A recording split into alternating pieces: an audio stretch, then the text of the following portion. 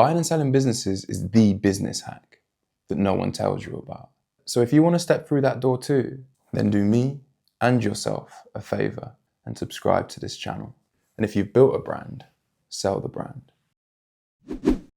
This is the Brand Exit Podcast, where we guide brand builders through the M&A industry. If you want to receive the full value of your life's work, you're going to need a team of specialists. We cover brand value. To meet the rest of your team, the best place to do it is in person at the Acquisition Collective event. That's where we'll be, and we'll see you there. Today's guest is Dean. I don't know his second name, but I don't have to. The reason we met is that I stopped him in the street to ask, how did you get that McLaren? And it quickly turned into a friendship. And that's testament to him. He's one of those guys that will stop and talk and help someone out. But one note with this episode is I didn't anticipate the sound of that engine, but I done my best. And there's plenty of old school wisdom in there if you listen closely.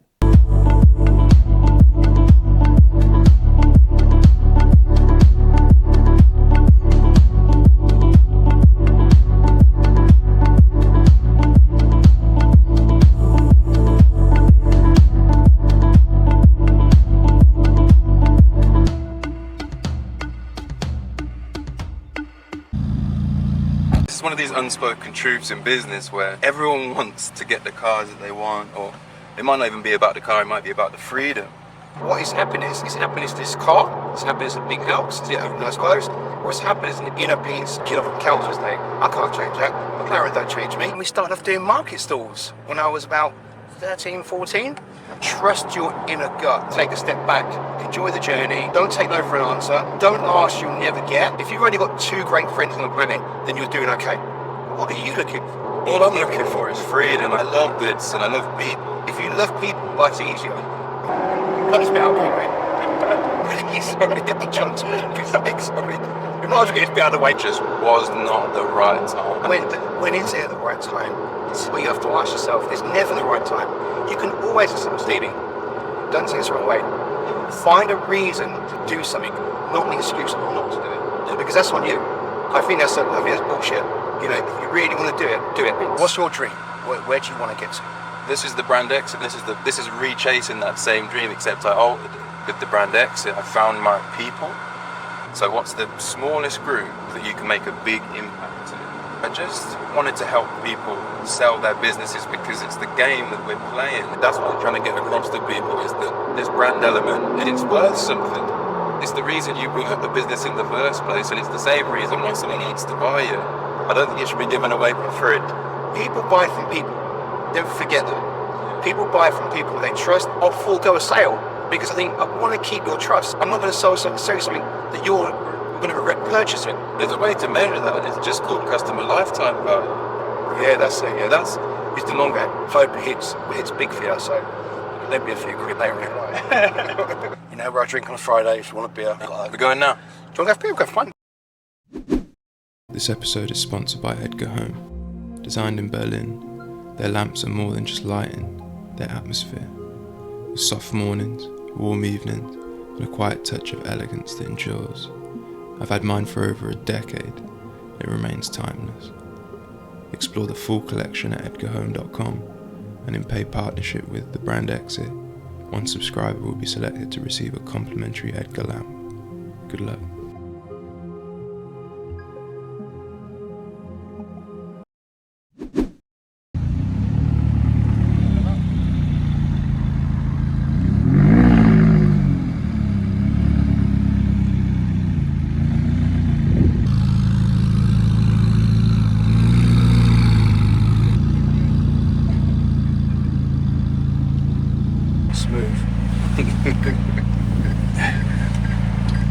Yes, brother. How you doing, bruv? Yeah, man. Good.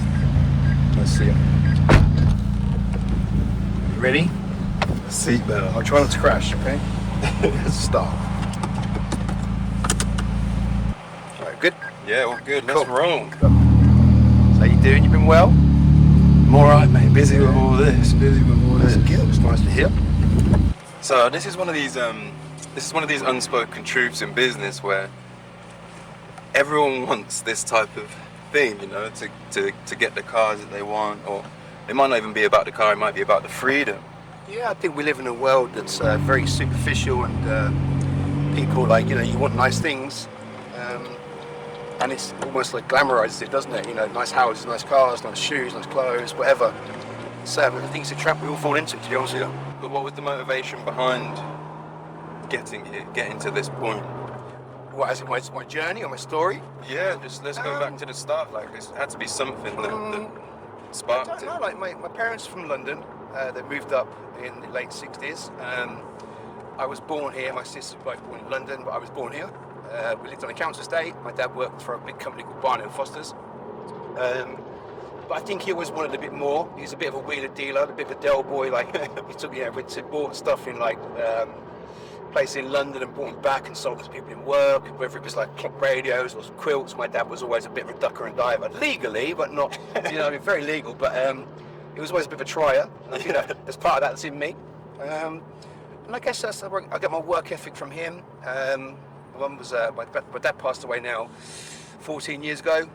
Miss him every day. My mum's still alive. Yeah, it's hard. He died 3 days away from his birthday. So, like I said to you last week when we spoke about coming out and do the podcast, it was hard for me because I was in a bit of a bad place every year. It takes its toll emotionally, which you get that. My dad was a trier, and then we started off doing market stalls when I was about 13, 14, selling sportswear, and that's how we got started. Yeah. And, I had a job after school. My ambition was to play professional basketball, believe it or not. I played at a decent level in the UK, but probably wasn't good enough. I missed my opportunity to go to the States, and then worked for a couple of companies. But I didn't really want to work for anyone else. I wanted to work for myself. So me and my father opened my first shop in 1989 in Wellingborough, and that's where it started for me, really. Yeah. And that's found, yeah. So Yeah, so you're we carrying start- on that market stall ethic, and Yeah. that's how you've always done it, yeah? Yeah, just there's a phrase that says God loves a trier, and if you keep trying, God will love you. Yeah, I remember you saying that to me when we first met. What was the quote? yeah. I think it was, if you throw enough shit, one more stick. That's the one. That's the one indeed. Yeah. So a friend of mine, I think I told you last time, a friend of mine, John Driver, bless him, he had a company called Creative Tops in Corby, and I've got You got it right, sorry, right? I think. Yeah. Unfortunately, he passed away this year. And I used to drink him occasionally in a place called Islip, which is near Frampton. And he said to me, "Throw enough shit, some will stick." And do you know what? Common sense is common sense for a reason. And cliches are a cliche for a reason as well. We all know a cliche, but they're a cliche because they're true. Most of them, If you like with dogs, you get fleas. You surround yourself with good people, good things happen. You surround yourself with bad people, chances are good things are not going to happen. So it's like The cliche is literally, it's sticking.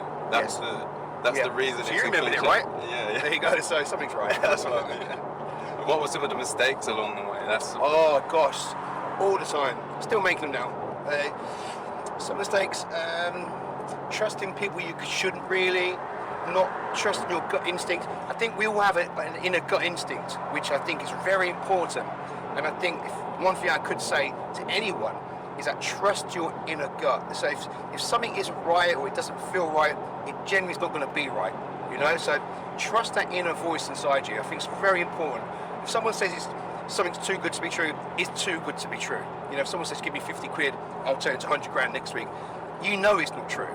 But people go along with it. People believe this, and I'm not criticising people for that, but I just genuinely think trust yourself as well. Be trusting of yourself and how you feel.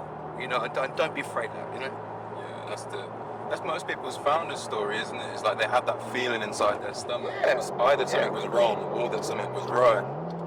I think the thing is as well is that it's also shouldn't speak like cut this bit out anyway. I think the thing is as well, Stevie, is that sorry, please, sorry, get the chance. Sorry. We might as well get this bit out of the way, won't we? Really? We'll go a bit fast for a while. I think the thing is that what is the key to life? And I still ask myself that now. It's like, what is happiness? Is happiness this car? Is happiness a big house? Is it nice clothes? Or is happiness an inner peace? Is happiness being content, and it's different for everyone, I think, you know. Because I think the chase is always better, or the journey is always better than the destination. So like trying to get a nice car like this, and you wanted it, that's the one. When you get it, it's great, but then what's next? You know, and you can keep pushing yourself. And I mean, we're all built differently, and you know, some people's goals are not other people's, and some people's disappointments are not other people's. So it's got to be true to yourself. I think that's just life, isn't it? Would you agree? Absolutely. That's one of our biggest. The company that we're starting, we're all about what's next, because people don't often think about that when they're thinking about business, but on the journey on the business journey, when they're getting somewhere, they become that different person. Yeah. And I think that's part of the reason that people struggle, is that they think that the business and brand is their identity, when it's actually an asset. It's an asset along the way. Yeah, I agree with that. But I think people do get too caught up in it as well, because I think motivation has to be there to build a brand and whatever, and you know, create your next move. But strip it back to basics, you know, strip back to, I mean, that sounds really again cliche. Wealth, health, not wealth, you know, happiness rather than, you know, busyness. It's like sometimes you just got to take a step back, enjoy the journey, don't take no for an answer. If you don't ask, you'll never get. And also just make sure. It's really hard. I mean, I know so many people that, you know, become successful when they change them. You know, they become something they're not. But I think it's important to always be yourself too, and you know, surround yourself with good people. You know, surround yourself with good friends. If you've only got 2 great friends on the planet, then you're doing okay. You know, if you've got 2 people that you can. Me and my friend Sal, we have this thing called the 2 a.m. club. So if you were stuck on the mountain at 2 in the morning and you couldn't get home, who's that one phone call you'd make? Because that one person you know would come and have your back. Yeah. You know, and how many people can just honestly say they've got more than 1 or 2 people who would be technical? Because I don't think many people have. You know, especially if you lose them on the. Yeah, again, there's that journey element, isn't it? It's like if you lose these people along the way, then there's no choice. Yeah, there's the internal, but then there's the external part. But you will. I mean, you're only when you're 30, aren't you, Stevie? Yeah. I'm an old man. I'm 31. But I think sometimes you have to cut people dead that are negative to you, unfortunately, which is always hard, especially if you go back a long way. But sometimes you have to be a bit selfish too. I mean, it depends what you're chasing. I mean, what is it you want? I mean, what are you looking for? You know, me personally, all I'm looking for is freedom. I've said that I've said that in every place that I've started working. There's a certain stability and a certain freedom where I'm free to do what I want to do. In that, for example, here's a classic example. Is that I never worked in things that I was best at because I wanted to be free to do what I was best at. So financially free. So this is skill-wise. This is your what you do, and this is the stuff that really like kind of makes your heart pound. Yeah. It's like this. I love this. You know, I love setting up recordings. I love doing media. I can tell it's in you. Yeah, it's a headache at times, and I love people. Mate, I think that's a really important point. Is if you love people, life's easier, you know. And if you make friends along the way, and real friends, like, you know, and you'll connect with some, you won't connect with others, and that's when they won't connect with you. The real friends are hard to come by, but you know, just always be yourself, because you can only be someone else and get found out. You know, and someone, you know, if you try to protect yourself, you're not. I'm a kid off a council's day. I can't change that. McLaren don't change me. You know, it makes my life a little bit smiler, and it's nice seeing people smiling. Obviously, you and I have been in the car, which I think is fantastic. You know, and I've got a friend hopefully now that I'll get 3 years for, you know. You and I will be friends going forward. Friendship's really important to me, like, you know, and having good friends and having the right friends is very, that's how I feel. How do you find that you keep them with your balancing it with like family life and things like that? If they're real friends, they stay. If you want to own your craft, whether it's visual content, creative direction, or media coaching, check out OYC in the description below. If they're real friends, you can ring them up, you can have a moan, you can whinge, you know, you can joke with them. Your real friends always pick up the phone, and I mean, that's important, you know, say, I mean, especially as well, I mean, I'm more aware than perhaps you are too. a lot of men's mental health now has come under scrutiny for the last 3 years, and it's a big thing. Guys don't tend to talk about their feelings. Guys find it hard to really kind of let go and have a big, proper, in-depth conversation. I think it's more important now when you've got good friends around you that you can pick up the phone and say, I'm not happy. I'm struggling with it. Later, like, some tea or let's go for a beer, or someone will put their arm around you. I think it's a big thing. And like, if you have one friend for your back, then you're a lucky person. Car rides. That's one of the best ways to kind of just.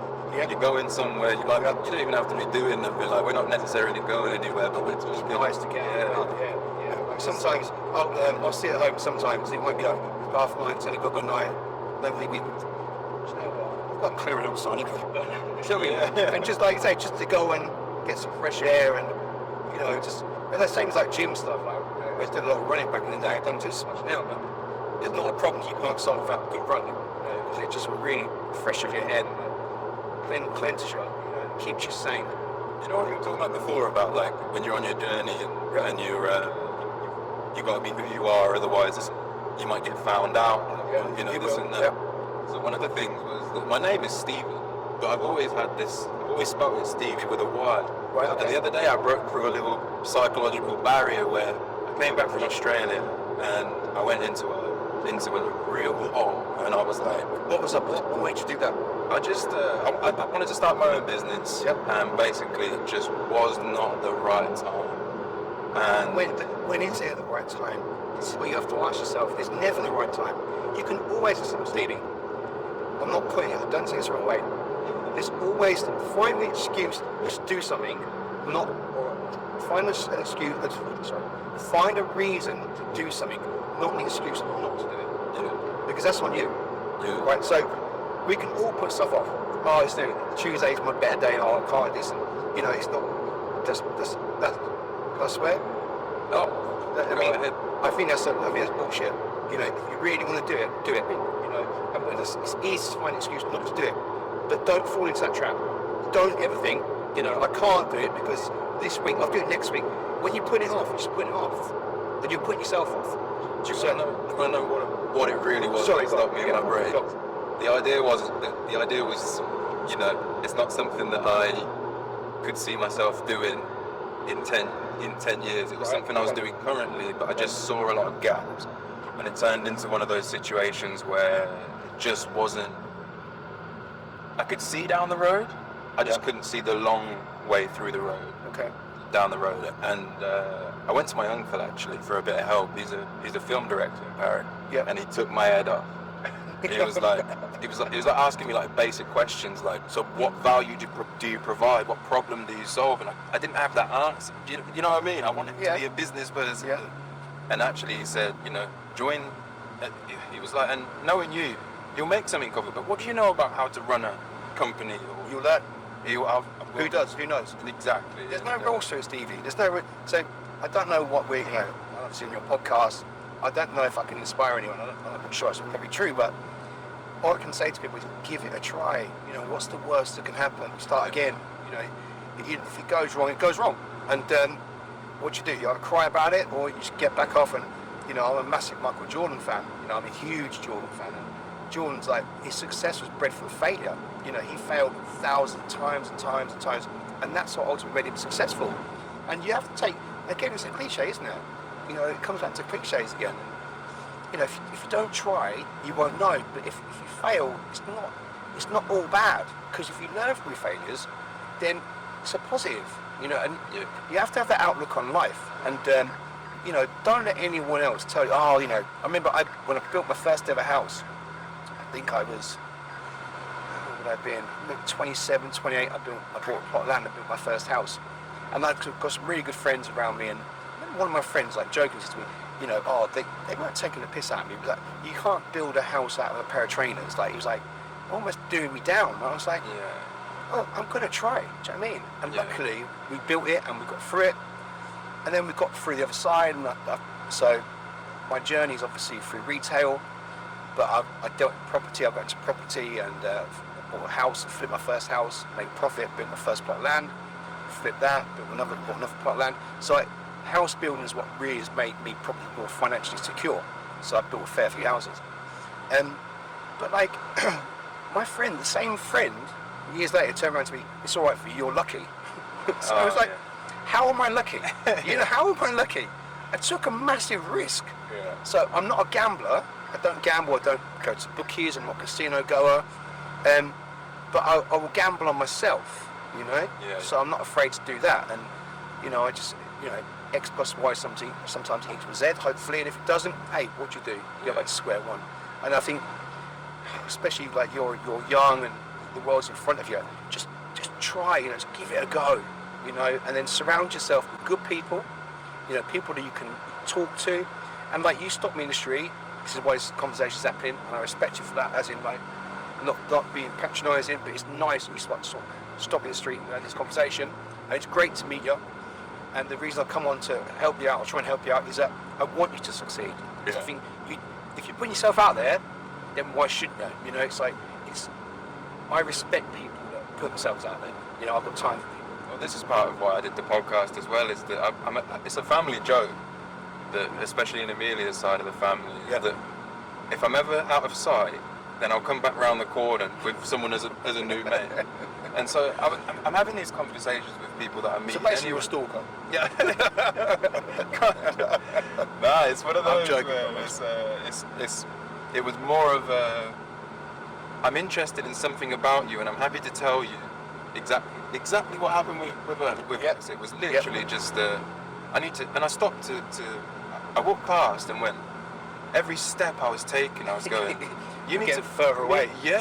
Brought it back. Literally, back to Amelia, hold this. It's strange because I really remember the day. It's really weird because I think I pulled into the car park at the Crown. Obviously Friday night we go for a couple of beers with my pals, and or one beer because I'm driving. But so what it is, like, I'm acutely aware the car gets lost attention. I really like that because I love people that love cars, and I don't people sit in the car and take pictures. I love it. It doesn't bother me in the slightest. But I remember, like, I think I was on the phone. And I sat in the car to finish my phone call. I think you walked away, but then you doubled back, and then obviously we started chatting. Yeah. And I'm glad you did. It's nice to meet you, and it's nice to know your story too. And I think you're either interested in people or you're not. And we're all selfish to a certain degree. Every single one of us. No one's beyond selfishness. I think we're all the same way. But I think you have to kind of have an interest in people as well. So I think that'll be a massive plus for you, because you're genuinely interested in people, and that will see you well in the future. Yeah, and empathy as well. Yeah. It goes back to that original question, like, what problem are you solving? You've got to feel their problems as well. Yeah. And that's why I say the big thing is, like, what's next? Like, because people don't think about that. But the average the average business, I heard this on another podcast recently, S&P 500, so biggest 500 companies in America. Yeah. The lifetime of those, the average is 15 years. Is it? And 15. It's just the modern world, isn't it? And a lot of them are tech companies, and when you're in tech, you live by tech, die by tech. Yeah. But this is that kind of, longevity is very small. Well, I empathise with those people that are like, they were on the top of the mountain. They're on the top of the mountain, and then sometimes it can just be, it can start to go down, and that's why this M&A industry is like it's a tricky one. Going back to to interrupt you. Another thing I always say to people is that you need to build on firm foundations, right? So don't run before you can walk. Sometimes, look, if you can take a gamble and it pays off, great. But if you've got something you can always come back to. So, like, in my opinion, it's like I have what I have where I'm at the moment. Luckily, and my family, we're lucky. We've worked hard for it. But just always try and remember that where your line is. Then if you try and gallop forward, if it goes wrong, you've still got something to come back to. So your foundations are solid. They have to have solid foundations. And the problem is, like, when it's boom and bust, it's exactly that. Tech companies fly, and before you know it, they skim, because someone comes up with different tech, and it's an ever-changing world. So as personally, obviously smaller businesses like myself, try and always have that kind of, that home value, that thing you can come back to, that solid base, Yeah, that niche. That's what it's all about at the moment with especially with things like AI coming up. Yeah. The fact that there's more and more companies spouting about, sometimes you just need that niche, you need that home court advantage, you need various other things just to get past that. So do you see your future in tech? Is that where you want to be? No.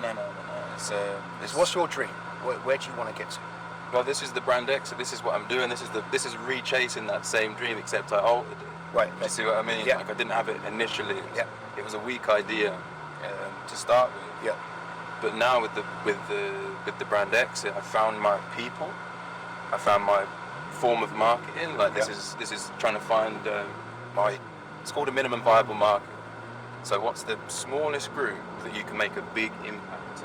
It's a really good marketing technique, especially when you're building a brand yourself. Yep. And to be honest, I just wanted to help people sell their businesses because it's the game that we're playing. It's like you finish it because that's why you started playing, you know. Yeah. And what's next? And so that feeling, and it kind of makes my heart. The reason I'm almost like kind of, you know, it sends that kind of feeling. My driving's not that bad, is it? No. It's one of those things where you've actually connected with the people that you're targeting. Yeah. So there's my different elements. So brand on a business on a high level, brand, and selling. You know, that's the whole point of this. So That's good. It's important as well that like I think especially in like the modern era that we're in, I know I sound like a dinosaur now. I'm not really tech crazy. I'm aware of tech and AI and stuff. It's not my bag. I guess a lot of people's. But I do find it refreshing with someone as young as you. He's like really receptive to conversation. I think lots of youngsters these days, I employ for youngsters working in my shop in Wellingborough, and some of them are great, but their conversational skills are non-existent because it's all about text. It's about texting and Insta, and it's like it's not my world. I don't want to have 15, 20 emails and send backwards and forwards over the course of a day where I can have a 10-minute conversation and get that business done within 10 minutes. To me, that's a waste of my time, and it bores me. And I think going forward, your best way to build a brand and build a business is to have personable qualities. So your interaction and your actual conversation and finding someone's way what they find funny, and finding these kind of links between the two of you that really kind of hold you together rather than bland emails and stuff. I think finding the real person and talking to people is very those hidden forms of brand. A lot of people think it's just like it's the looking pretty. It's not. It's the underground stuff. It's the connection between people. It's doing the dirty work as most of the time. I mean, don't get me wrong, you can't like everyone, you know, in my business. So my shop, obviously, whenever it's found, and I sell like a designer wear, massive sneaker freak. So a lot of companies I deal with, some of the reps I deal with are fantastic, some are not so great, but you try your best to make that relationship work for the brand. You know, so you try and find your common ground and like get your differences. So. But luckily enough, I'm quite lucky that business I work in, most of the people that I deal with, especially like from face to face, I buy from whereas a lot of my customers, I genuinely just do like. You know, they're just nice people. And that makes life easier. You know, it does make life easier. Well, that's the valuable part, and that's what I'm trying to get across to people is that this brand element is actually, it's worth something. It's the reason you bring up the business in the first place, and it's the same reason why someone needs to buy you. I don't think it's hard to value, but I don't think it should be given away for free. You know, people buy from people. Don't forget that. People buy from people they trust, they like, and it shows interest. So sometimes I'll have a customer come into my shop who might spend 20 quid, right? They'll talk to me for an hour, right? Because I'm their pal, and I want to be their friend. It's great they bought something. But for some people, they think we're speaking 20 quid, go away now. If you go to the faces of corporations and they're just employing people at minimum wage, it's very rare that you find someone that's interested in the person. So if you're interested in the person, you can make that relationship, especially when you're selling face to face. The chance of repeat business coming back your way is great, much higher because you've made that personable approach. And then also you get people that buy from you, like especially me, like I'll get guys coming in, I'll try them sneakers on, and I'll go to, nah, it just doesn't work for you, you know. And they'll go, and then sometimes I'll forego a sale because I think I want to keep your trust. So if I haven't got what you want right now, I'm not going to sell something that you're going to regret purchasing. So honesty is always the key for customer. I know it sounds like a little cliche, but you know, people buy from people. Don't forget that, and that's just not retail. That's across the board. Whatever you choose to do, make sure you show an interest in people. Because if you don't, you're just a number, or they're just a number, and it can't be that way in my world. You know, I don't want people just. You know, some people want to come out a quick sale and get and go. It's fine. That's not me. If you want to tell me about, oh, you know, my old mate was got arthritis and whatever else, I sit and listen, and the staff that work for me are the same. You know, we're personal people. Yeah. So that's the way I see it. There's a way to measure that. It's just called customer lifetime value. Yeah. It's taking how much because people have to spend at the end of the day, but forgoing that one impulse purchase, if it's the right thing to do to keep them over a lifetime. Yeah, that's it. Yeah, it's the long game. Yeah, it's exactly the long game, and so these types of metrics. Where one problem that I'm having is, industries they can be really stuck in their kind of antiquated systems. Yeah. And in mine, what I'm really trying to do, and why I'm sparking this conversation around building brands and the founder story and what people go through to build these from the ground up, and why they deserve to get those intangible things valued within their business when they decide to go on to what's next, is that it's not done at the moment. It needs to all be numbers. Do you see what I mean? So you're sucking, it's like that tech element of the conversation that you were saying, it's sucking all the life out of the business. Yeah. And what I've actually found is that the statistics are awful within the industry currently. There's a quote on my website that says, you hear this all the time, it's all about the numbers. And yeah, but 99% of stats are made up, you know. Yeah. sometimes believe the stats, sometimes don't. But again, that comes down to your judgment. And this is what I mean. The industry is obsessed with these numbers rather than, for example, a buyer might prefer to buy a company that's $1 million in revenue versus one that's 750 in revenue. But this one's been going for longer, stronger. It's got a stronger brand. It's got the higher margin. It's got all sorts of again, and that comes down to that's your call. That's a tricky part. What do you do?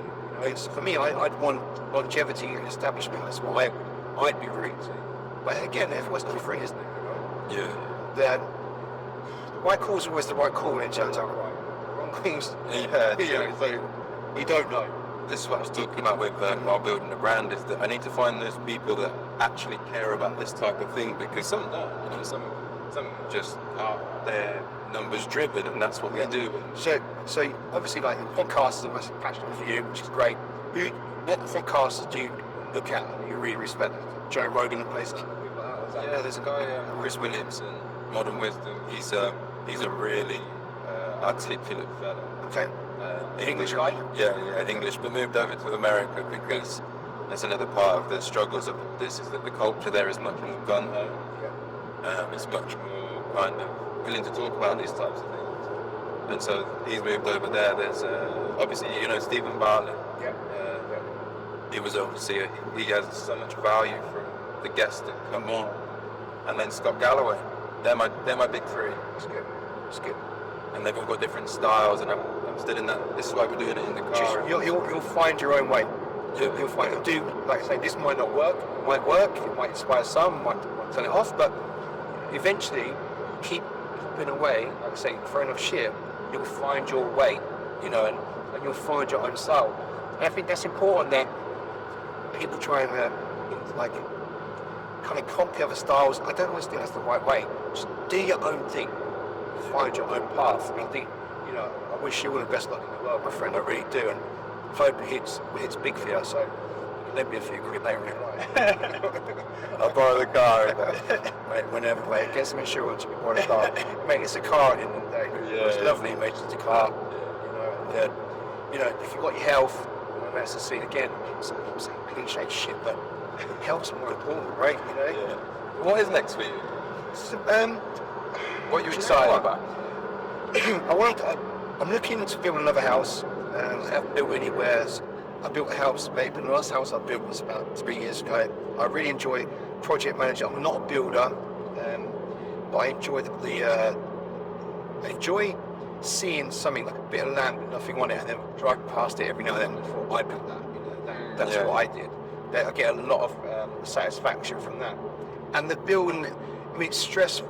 I mean, I'm not a builder, like I say, but I just like remember when I was a kid, my mum and dad, we lived on the Queensway in Waynesborough, and my mum and dad were the first ever people on Queensway to build an extension on their house, and the whole Queensway was like, they're building an extension on the side of their house. It's like, but I remember, I think from being a kid, I think that excitement of coming home from school every day and seeing a few more courses of bricks going up and coming back from school. Also, we've got some rafters in, or we've got insulations in, and I found that really exciting, and it just stuck with me. I think subconsciously it stuck with me. So building a house is like, yeah, I mean, Is that the forever home? Is that for you, or is it? the house I'm in at the moment, I've been there, it's the longest I've been in a house ever. I've been in the house I'm in now for 13 years, which is the longest, because normally when I've developed, I've basically just shut the door, took the key out, sold the house, and I'm moving on, taking that kind of momentum with me. Yeah. So where I am now is a lovely place where I live. It's really pretty, it's really quiet. It's, I feel quite settled there, but I'm getting itchy feet. I think I'm thinking maybe spring next year. I'm seriously thinking about selling that and then maybe building 2 or 3 houses, I think. That's what I think I might do next. I have some renters that I rent out as well. So again, that comes back to me saying what I said earlier about having a base. So I own some rentals, so they're there and done. They have tenants in there, so that's my bread and butter, so to speak. So that always comes back to that. But yeah, I don't really know what the next thing is. I mean, I've got an 8-year-old son. He's amazing. Your kids? No. Oh mate, I left it late to have him, but he's phenomenal. And again, I think when you have kids, it changes your perception about life, and it changes what you really care about. And I tell you what, if there's one thing in my mind that's motivated me, it's like we come from Colombia, street kid, this and that, and so not much. And then you go, right, what are you going to do next for them? And for me, I was talking about freedom. Yeah. It's like my own business. It's like freedom as well as financial freedom. Yeah. But the time I you can want to spend. enjoy it too as well. Yeah, you exactly. Want to enjoy it. Exactly. And again, going back to old sayings and stuff, it's like people say if you do a job you love, you'll never do a day's work in your life. Yeah. And I think that's what you're looking for, isn't it? Absolutely. You're looking to be happy with what you do. And I wish you all the best for that. I really do. I think it's a great thing to do. And also, not to settle for the mundane. You've tried that. It doesn't work for you. And that's a great thing. So if people are listening to this and thinking, I'm stuck in a job. He's stuck in the back of that guy's car. If you're stuck in a job you don't really love, but it pays the bills, I get it. But don't be afraid to take that jump, Because what's the worst that can happen? No, exactly. What's the worst that can happen? You might lose a few quid, but you'll learn more from your failures than you will from your successes. And if you jump and it doesn't work out, get a job. Dust yourself off, think about what went wrong, and go again. Yeah. Don't let failure put you off. I think that's important. Yeah. It's like, again, if I can equate it back to my business, it's like Sal that works for me. Sal and I, we do all the buying. Sometimes we get the buy wrong. Sometimes we buy stuff in that we thought was going to sell. It doesn't. What do we do? Cry about it? You just get on with it. You try again. It's about being relentless and being. When you get really stressed out, really pissed off, you've got to kind of get over that line and give it another go and keep going. Yeah, there's an escape velocity, I suppose. Yeah. And momentum. Yeah. But yeah, it's tough. Yeah, well, this is all part of it, and this is the hidden thing about the podcast, which I love, is that you become like, because you've got a subject to really like tussle with each other. You become friends for life after that, and if they're in the same subject, it's just we're back to where we first met. Oh, But what I will say is, in all honesty, after the podcast, I want you to know that if ever I can help you, I'm more than happy to try and help you. I really am. If there's anything I can do, then just ask. I don't know if I can, but don't ever be afraid to ask. Yeah. You know, because we all need help at some point, so we need a bit of guidance, whatever else. I'm not sure I can be that person, but I'm more than happy to try to be. Do you know what I mean? Yeah. If that's okay for you. Ah, mate, you don't know how happy that makes me. You enjoyed it? Oh, I love Mate, it. it's been lovely, mate. Great speaking to you. It's Thank very you. inspirational, and I really do truly wish you all the best of it, man. I hope it goes really well for you. Like I say, you've got my number. You know where I drink on a Friday. If you want a beer, come and have a pint with me. I appreciate you I've taking got the time. I've got a couple of friends that have done really well for themselves, so you might want to come and chat with them. One's got. We're going now. Do you want to go for a beer? Go for fun. Yeah, come on. Buy a drink. Oh man. Was that alright? Yeah, loved it. Mate, it's lovely. Great speaking to you. It really has, man. Right, let's make sure I don't do anything I'm happy I came with the time. It's like, I don't mean it again, it sounds patronising. It's just nice to speak to people, man. Nice. It's one of those where I was like, as soon as you started speaking, I was like, we're just gonna get on like out. You know, we were in the queue we were getting some food. And immediately, first thing she went when you rang earlier, she was like, "It sounds nice." I was like, "Yes, bro." Mate, I've got my faults, brother. Don't worry about that. If this was valuable to you and you want to see more, then subscribe. You